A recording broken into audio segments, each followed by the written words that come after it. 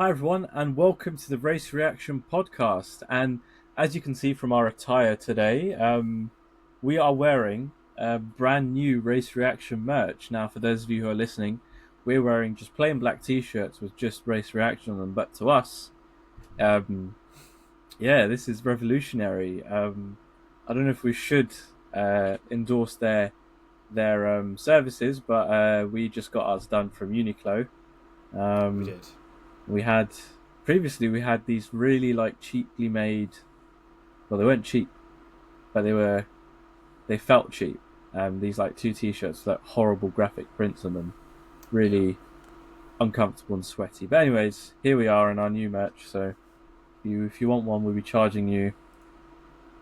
As much as we want, because there's only Yeah, two yeah, in existence and we're yeah, wearing them, exactly. so. Yeah, they're really rare. But anyways, new apparel aside, today we're going to be talking about another, I guess, forgotten member of the F1 world. Last time we did Vijay Mallya, who was the former team principal and owner of Force India, and who's now a criminal, I guess you could say, allegedly. I think I should say that. But today we're going to be talking about Scott Speed. Um, Now, probably the most fitting name for an F1 driver.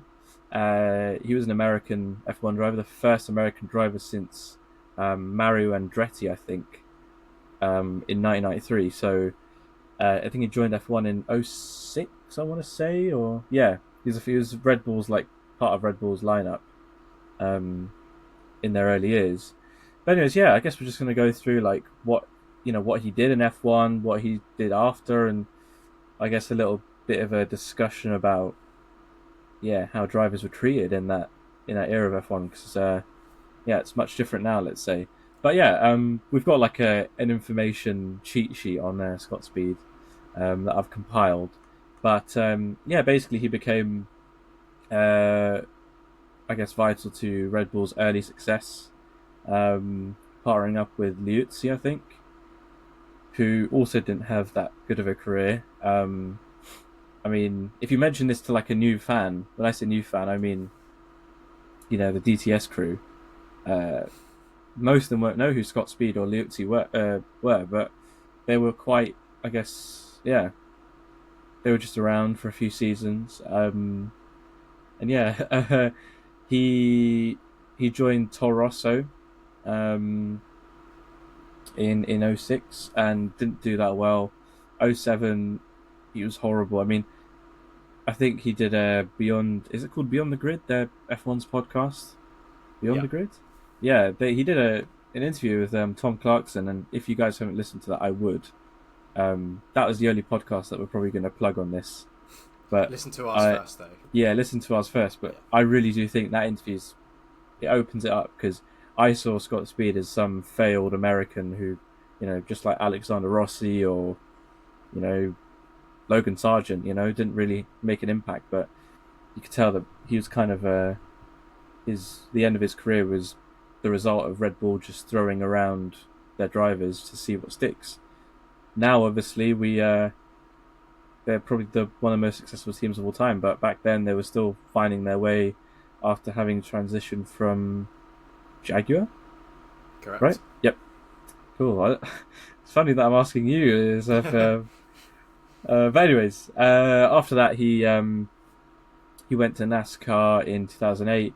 He drove, I think, for ARCA, which is, I hope I'm saying that right, the feeder series. So for NASCAR, so that's as if driving in Formula Two, as it is to F1. And he won. He won his debut year in 2008, and then he moved to the sort of the top league of NASCAR, where he kind of only had a few top 10 finishes. Obviously, having that Red Bull affiliation really helped him because Red Bull had a big presence in early NASCAR, and I guess they still do actually. Um, but yeah, he kind of just bounced around a few teams in NASCAR, and I guess that's it really. Do you have anything to say on that, Miles? Well, I've got a question for you, and I'm sure you know the All right. answer. Mhm. Who replaced him in 2007 at Toro Rosso, Manaf? Oh god, you know what? I was hoping I was hoping you'd ask, but yeah. So I think it was after the European Grand Prix, he got taken out, or maybe he just crashed.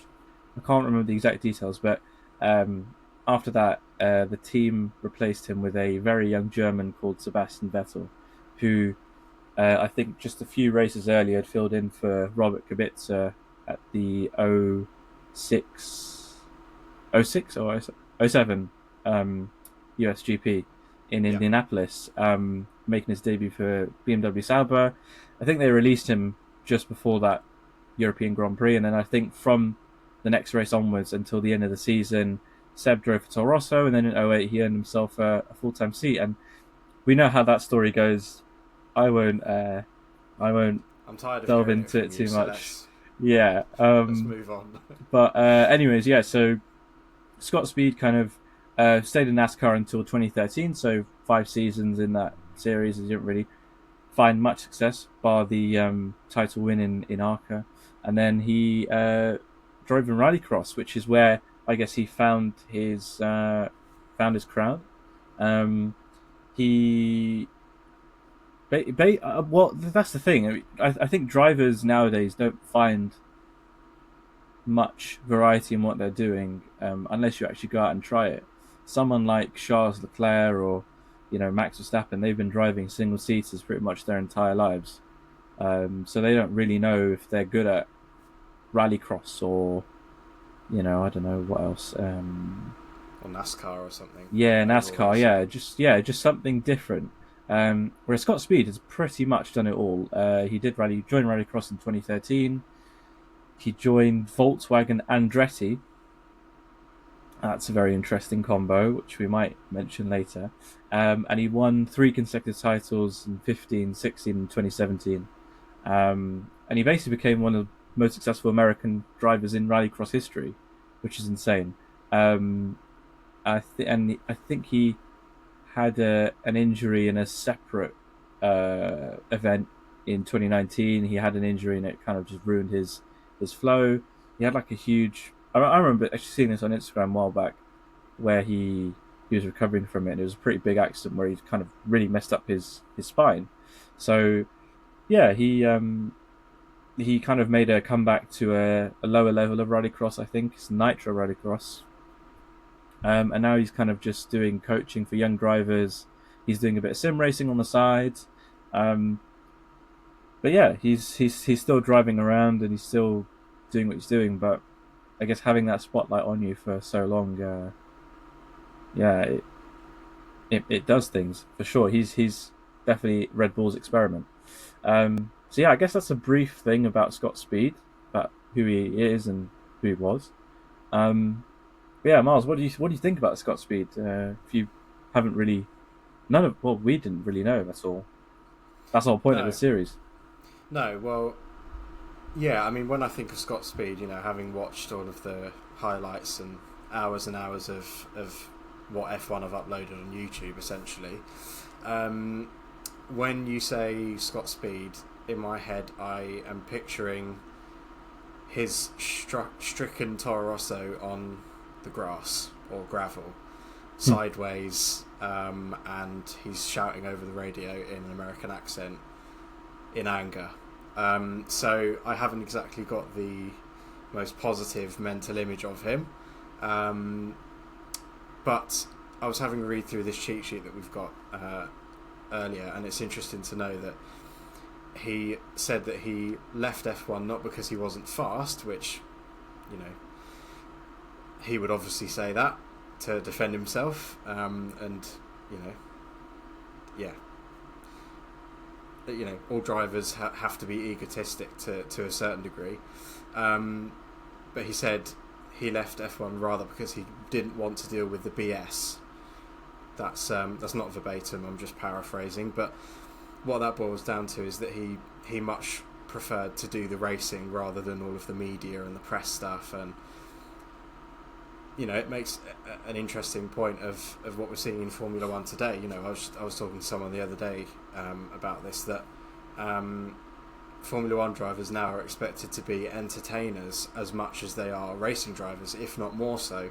And over the past week or so, we've seen the new season of Drive to Survive come out, and as always, there have been people pointing out on Twitter, rather humorously, all of the inaccuracies in the show. And yeah, I guess we could also tie this into the F175 event, where the drivers had to, put on the racing overalls and walk out onto a massive stage at the O2. And I mean, if you look at like Red Bull's car reveal, maybe Liam Lawson was liking it a little bit because he's a bit younger and he's fresh to the team, and this is his first full year in an F1 seat. But you look at Max and you could tell he'd rather just be at home doing laps on iRacing or something, or just asleep. And I can't blame him for that, really. So yeah, it's that modern thing of that drivers are now more kind of marketing tools and personalities rather than just racing drivers. People that are hired because they can drive fast and they get put in a car to earn the team's money. And looking back at Scott Speed, I mean, like you said, that was around the time when it seemed like a lot of F1 drivers came and went in the flash of an eye, in the blink of an eye. And it is something that we see nowadays, more recently, if you think of Franco Colapinto, Logan Sargent, even Daniel Ricciardo to an extent when he had a brief comeback recently.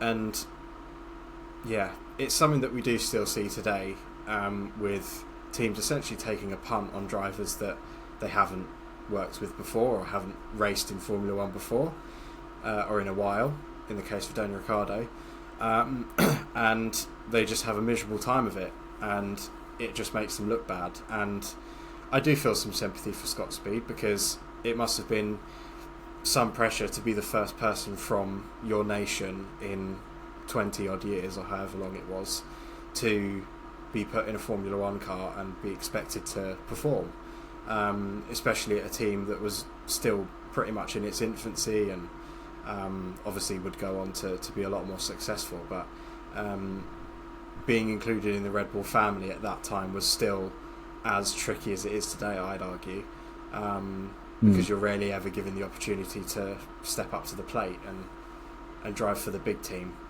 So yeah, I mean, I like Scott Speed because I have a bit of a soft spot for underdog drivers, and even as much as I like Michael Schumacher or Max Verstappen or Charles Leclerc, they're all very successful, but I do quite like a driver that never scores points or something, because it makes the people in the sport seem more human.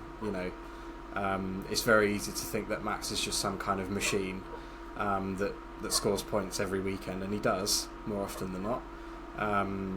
It doesn't stop me liking him as a driver, but at the same time, you look at the other side of the spectrum and further back on the grid, and you see these drivers that seem more human, if that makes sense. That make more mistakes, that show a bit more emotion and frustration, perhaps, than some of the more seasoned drivers. So yeah, I mean, Scott Speed's not a world champion in Formula One, but he found his rhythm somewhere else, and I think that's not a bad thing.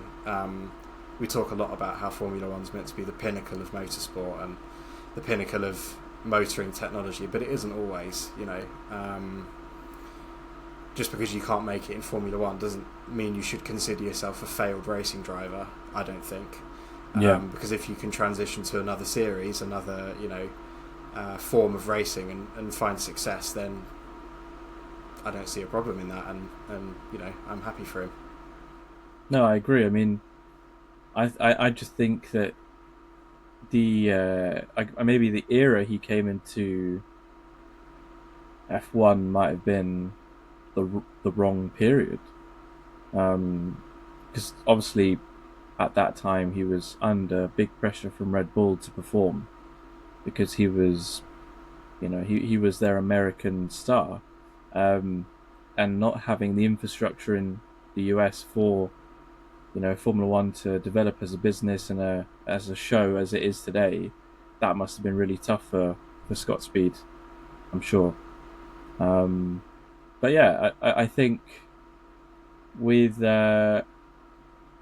with nowadays we've got three races in the US. We got Miami, we got one in Texas, one in Vegas. Um, I'm sure nowadays he would have definitely maybe found it better because obviously there was more of a need for an American face, an American presence. Um, and as we found out at the time we're recording this, Andretti have, or sorry, Cadillac have just been announced as the 11th F1 team for 2026. So that's exciting. But yeah, I do think that yeah, whilst he might have left F1 because it was just about the you know the racing and not he wasn't really a showman. I guess I get that, but you look at someone like Kimi Raikkonen, he would have hated nowadays, wouldn't he?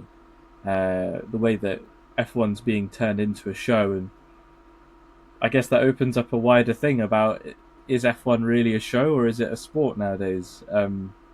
There was someone on TikTok, I can't remember the name, and I think that's for a good reason. That they basically just got flamed on TikTok for saying, "Oh, F1's not a show. It's like it was F175 was, over the top and it was horrible, and the sport's losing its essence." And I found it quite rich that fan in particular was one that benefited from all this sport becoming a show, and this particular influencer got invited out by a sponsor to meet George Russell. So we would love that opportunity, wouldn't we? Maybe we And can say inflammatory things and still be invited to maybe stuff if I they don't know can if do that. it. Yeah, exactly. And I just think it kind of opens up a general conversation about F1 as a sport, and it's a show now because it's so popular. You look at something like football, something like combat sports, any combat sports, like huge. Sure, these are sports, and there are hundreds, if not thousands, of people employed behind the scenes that aren't the athletes that are performing. Um, they all have salaries to rely on. And F175, as spectacular as it was and as flashy as it was, I think it was genuinely a good thing. Because you look at F1 10 years ago, uh, it just wasn't pretty. It was pretty grim. It was very bleak, the outlook of the sport. And I'm not saying Bernie Ecclestone did a horrible job. I think there was that time where we needed someone like Bernie, but for the sport to grow into what it is today, I wouldn't have imagined in my wildest dreams. Um, so yeah, I think someone like Scott Speed might have enjoyed racing probably earlier than he did when F1 wasn't about the media, and the media I guess didn't have as exclusive access as they do nowadays, right? But yeah, I guess what do you think about that point that I made earlier, where he was better in another series because he tried it, like Rallycross. Do you think if someone like, I'm trying to think of a really mid driver, but I don't want to insult anyone, but I'm I'll going to say say one. Esteban Ocon. But Yeah, yeah. go Let's on. say Esteban Ocon Okay, who are you gonna say? as an example. No, no, that is a good one. Yeah, I think we've seen it before where like Nigel Mansell, for example, he went to IndyCar. I think he won a few races there, if I'm not mistaken. yeah, Um, Fernando Alonso in 2018 took a break from Formula One. Was it 2019? Was it? yeah. 2018 18 was was his just last well. season at Ferrari. I think he was in Le Mans in 18 because he won in Okay, 18 there you with go. Toyota. There you go. He did So IndyCar in 17 as well. yeah, exactly. Tried to Yeah, get the triple crown, but yeah. wasn't to be. One day, But one day. I think it's only a good thing that Formula One drivers can and do and are going to other series because they can win. Same Fernando's case, he's got 2 championships in Formula One. That was 20 years ago, and that's a separate conversation about whether or not Aston Martin will be ready to give him the opportunity to win a 33rd race, let alone another championship. But if we look at Fernando as a case study, he went from Formula One because he'd had enough at that point. He'd been in Formula One for 18 years or however long it was by that time. And he decided to take his talents elsewhere, and he thoroughly enjoyed IndyCar, oval racing, and then doing WEC as well, endurance. And we've seen more recently with Max as well, he's been very vocal about the fact that he doesn't want to be in Formula One in 10 years' time when he's 37, 38. And he's been testing with Honda for their, is it LMDH car? Is it Acura ARX06 or something like that? And it looks like he's going to want to do that, and there have been kind of whispers about him and Fernando being teammates in endurance racing. I think that would be brilliant, personally, but it's something that is still being done, which is good to see. Probably around the time of Scott Speed it was a lot less common. I can't really think of anyone that left the sport around that time to go and pursue something else, mate. I don't know. Montoya? Yeah, that's true. He went to IndyCar, didn't he? I think that's just because him and Ron Dennis just did not get along whatsoever. No. And he had a few crashes, and McLaren got a bit crap around that time that he was at the team. But anyway, I think even with Ferrari, a lot of people have been speculating that maybe once Lewis is done at Ferrari, I mean, he's not even started yet, so we're thinking a few years down the line at the minimum. But him and Charles Leclerc in a WEC car for Ferrari, or Lewis, Robert, and Joe doing the 24 Hours of Le Mans. Wouldn't that be fantastic?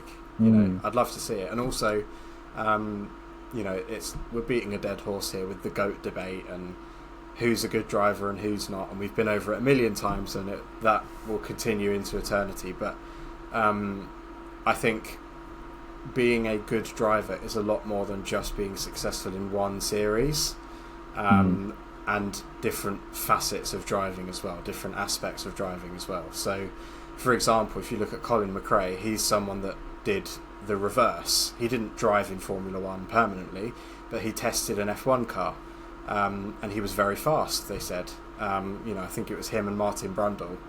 They were at Silverstone. I think it was that track in the late 90s. And Colin got to drive a Formula One car, and Martin drove Colin's Subaru from World Rally Championship. And he was very fast. And I think the same has been done with Valentino Rossi. He drove a Mercedes car in 2016, 17, something like that. Or maybe it was the Mercedes car from that year, a few years later. But anyway. I think he drove like maybe 2018, 2019, something like that. Maybe a bit later. So I'm not sure. But driven a Formula One car at Barcelona, I believe it was, and he was quick too. So it's not like people from other categories can't come into F1 and vice versa. We've seen it before. We're going to see it again. So, that also diversifies the driver's case for how good of a driver they are. Yes, Charles Leclerc is a very, very good qualifier in Formula One, but what if you put him in a NASCAR, qualifying session, or IndyCar oval racing, where qualifying is determined based on highest average speed throughout a lap rather than lap time? So there are a lot of different ways you can cut it, but I think in the case of Scott Speed, he's found his passion elsewhere. Not that he's given up on racing, it's just that he's decided to take up a different form of it. And he's a bit older now. I don't know how old he will be at the moment, actually, but I'm estimating he's in his 40s. So, he's taken on a coaching role. He can say, I was a Formula One driver for half a season, or however long it was, a season and a half, which is more than most people can say. So, I think he's not a forgettable driver because he's got a cool name. Very cool. And he was... I was going to say he's the first American F1 driver of the 21st century. I don't know if that... I'm not going to make that claim. He was. He was. Okay. I think yeah, I think the last driver before him was Mike Andretti in '93. There you go. So yeah, first driver So in the he's the 2000s. first. Yeah, you're right. He's the first modern American F1 driver in a line Yeah. of. Well, how many have there been since? Well, Logan Sargent. Alexander Rossi drove for Marussia for like half a season after they dropped. When? Because it was around that weird time. I think Rossi drove for them in 2015. When actually, I think that was another team that kind of threw its drivers around Marussia because they just couldn't afford any. I think in that season they had like Will Stevens, Roberto Merri. They had Rossi. This is Esteban like Ocon. post. Yeah, but Ocon was 2016 after they got rid of Ria Haryanto. Interesting. Anyways, yeah. So yeah, and Logan Sargent. So I think has there been anyone else? That's it. No, I don't think so. No, yeah, that's it. So I guess we are yet to see a very successful American F1 driver. Um, yeah, obviously now that we've got Cadillac joining next season, could we see an American name? I hope so. I think we deserve an F1 talent that is American, but that's actually good. Um, and I think that's a whole other podcast episode where we could talk about Cadillac and their prospects for the future. But yeah, I think that's it. All on, we're all up to speed on